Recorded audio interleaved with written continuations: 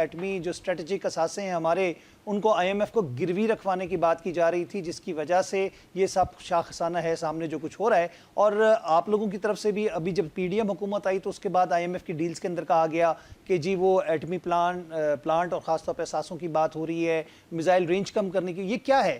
یہ ایک بڑھ کے ملک کی دفاع کے حوالے سے بڑا سیریس مسئلہ ہے اور اس کو ڈسکس کیا جا رہا ہے.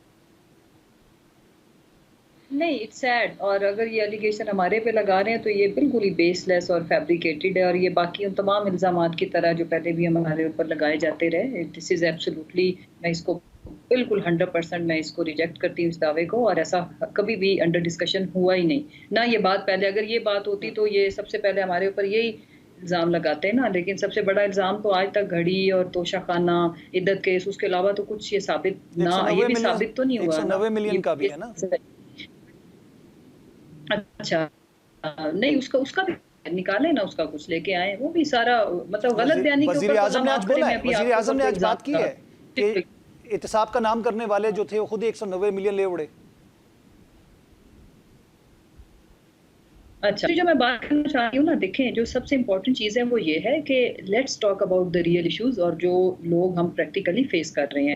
مطلب اس کے لیے جی اب مجھے یہ بتائیں، اختیار بھائی صاحب کی گورنمنٹ کہاں سے 4 ماہ کی ہو گئی؟ پچھلے 16 ماہ اور پھر اس سے پچھلے جو جتنے ٹینیور انہوں نے گزارے ہیں، ٹوٹل کل ملا کے ہماری ساری پولیٹیکل لائف جو ہے، ہمارا جو 22-25 سالہ جو پولیٹیکل کریئر ہے، اس میں ہمیں 3.5 سال ضرور وفاق میں ملے ہیں، یا KP کے ایسا صوبہ ہے الحمدللہ جہاں پہ ہم نے تھرڈ ٹائم اپنی اب گورنمنٹ بنائی ہے.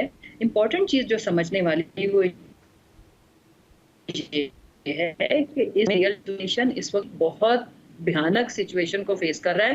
گورنمنٹ کے لیے بھلے وہ سچویشن نہ ہو، نہ میں چاہتی ہوں اللہ کرے شری لنکا والی، بٹ عوام اس سے بھی بھیانک سچویشن کو فیس کر رہے ہیں. یہ ہمیں دیکھنا پڑے گا. ٹیکسز کا امپیکٹ آنا ہے. ابھی تو ایک ٹرنچ ہے جو کہ ہم اس بجٹ کی صورت میں دیکھ رہے ہیں، اس کے بعد 2 بجٹ اور بھی ہیں، جو منی بجٹ اور پھر منی کا منی بجٹ بھی آتا ہے. کیا دیکھتے ہیں آپ کے عوام کے حالات کس طرف ہوتے ہوئے نظر آ رہے ہیں آپ کو؟ کیونکہ آپ ہم سب، اختیار ولی صاحب بھی عوام سے ہی ہیں.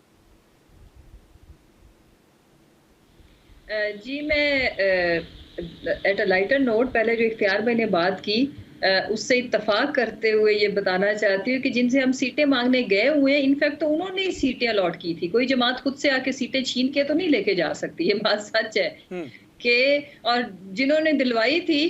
اور یہ بڑی انٹرسٹنگ سچویشن ہے اس وقت ملک کی.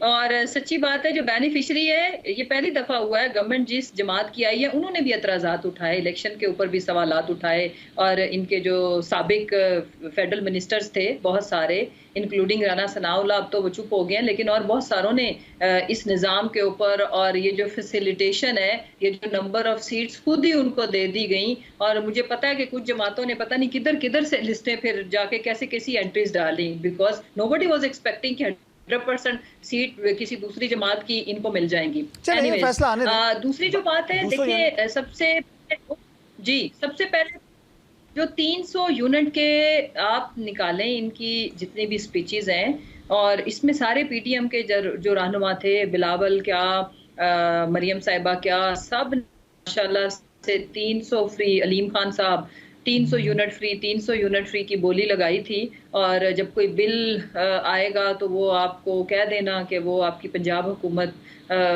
جمع کرائے گی. اور الیکشن کیمپین میں ہی پتا تھا مریم صاحبہ کو کہ پنجاب حکومت بھی ان کو مل رہی ہے اور وفاق بھی ان کو مل رہا ہے.